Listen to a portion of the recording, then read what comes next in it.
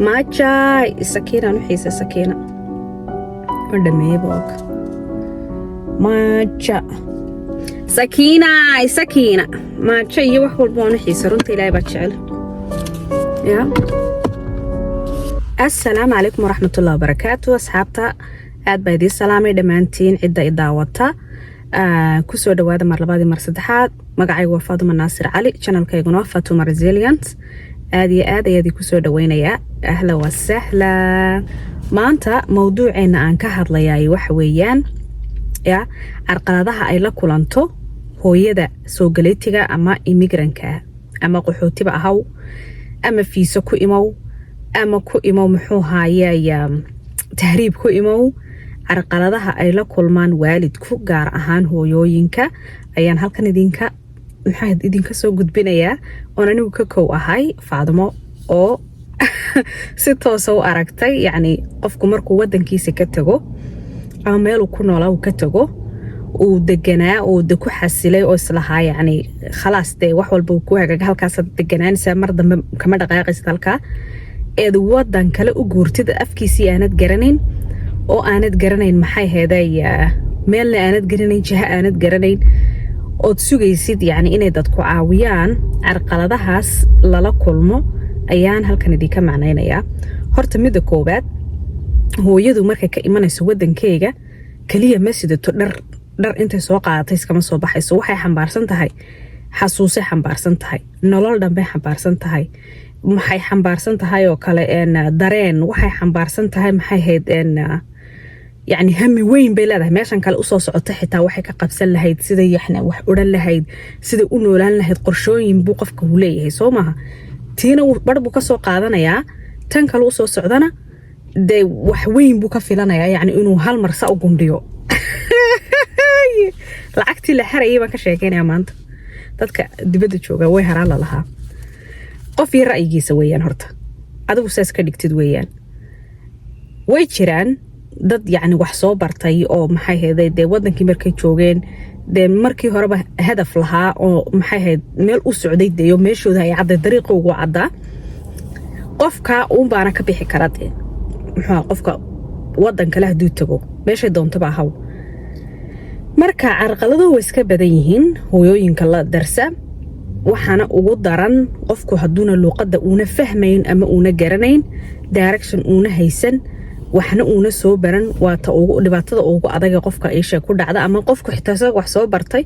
uuna dad dhex gali jirin oo kaligiis ka socon jira qofkaasi oo dad uuna dhex galin oo dad bulsho uuna dhex galin qofkaas way ku adkaanaysaa horta ya marka dadku inta dhar soo qaataan uma imanayaan saydii sheeg waxa la socda xasuusaa la socda riyooyin baa la socda nolosha hore ku soo noolaa qofka ya la socota de waxaan ku yiraahdaa halkana filasho weyn iyo mustaqbal buu sawirta qofkan soo socday ee de wadanka kala imanaya waayahay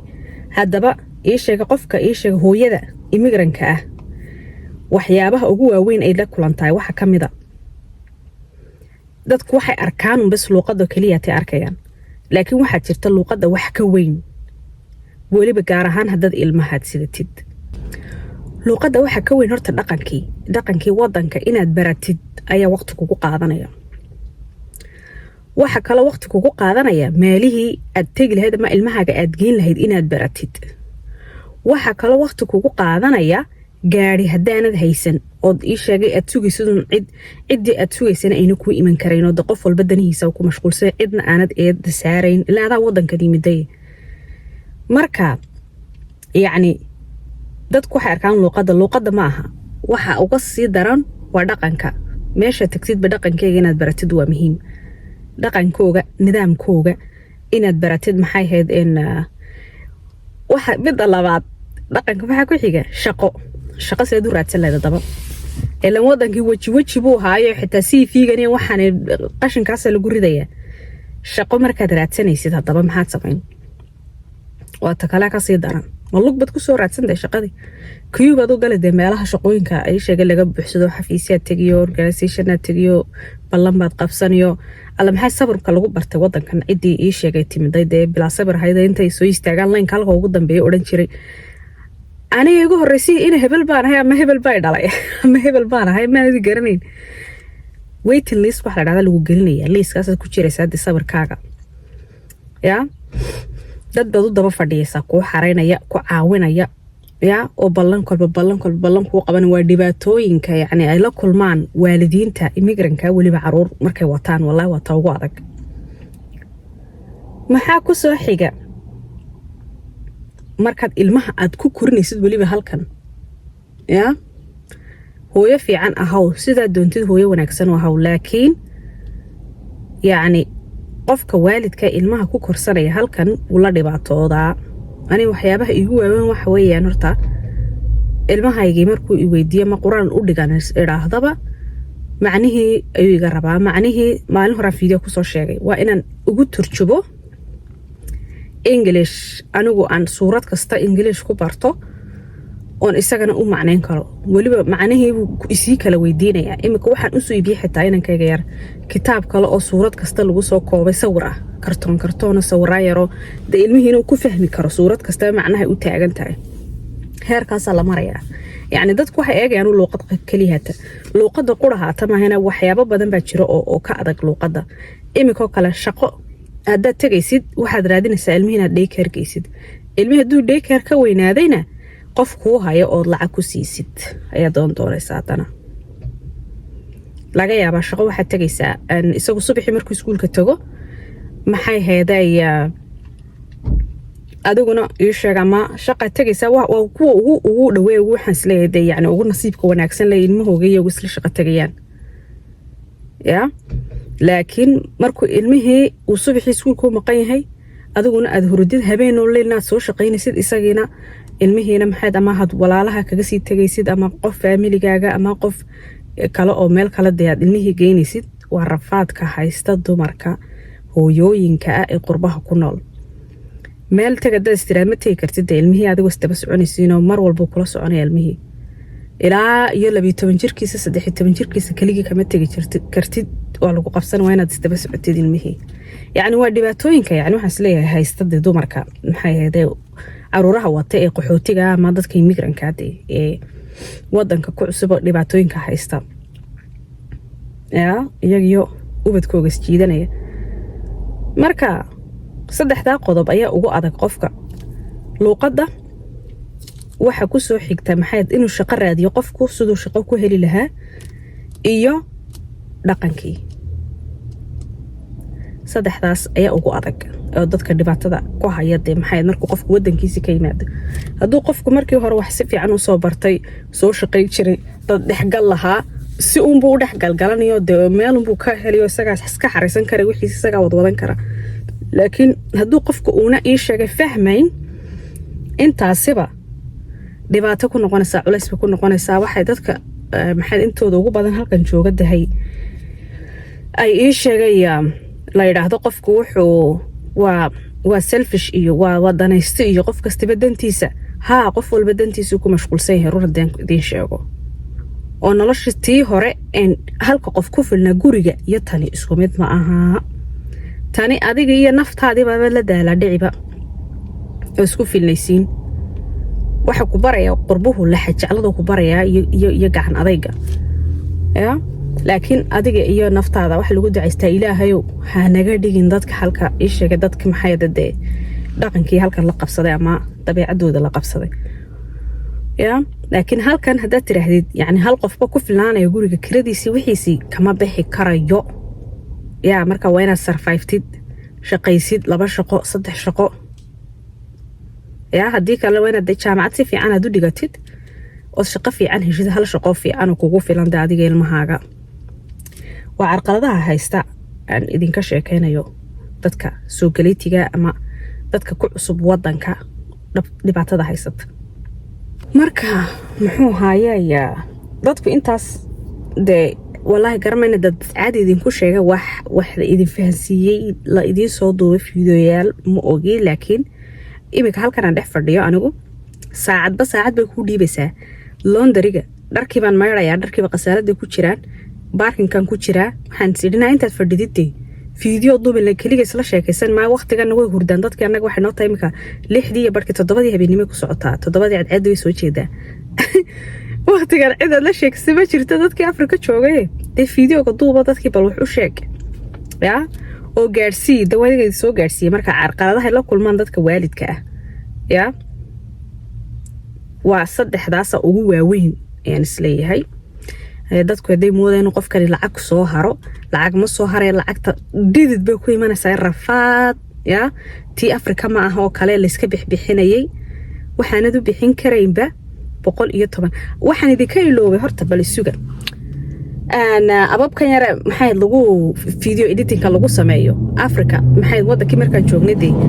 bilaash bay ahaayeen halkan waa lacag waxaan bixinaysaa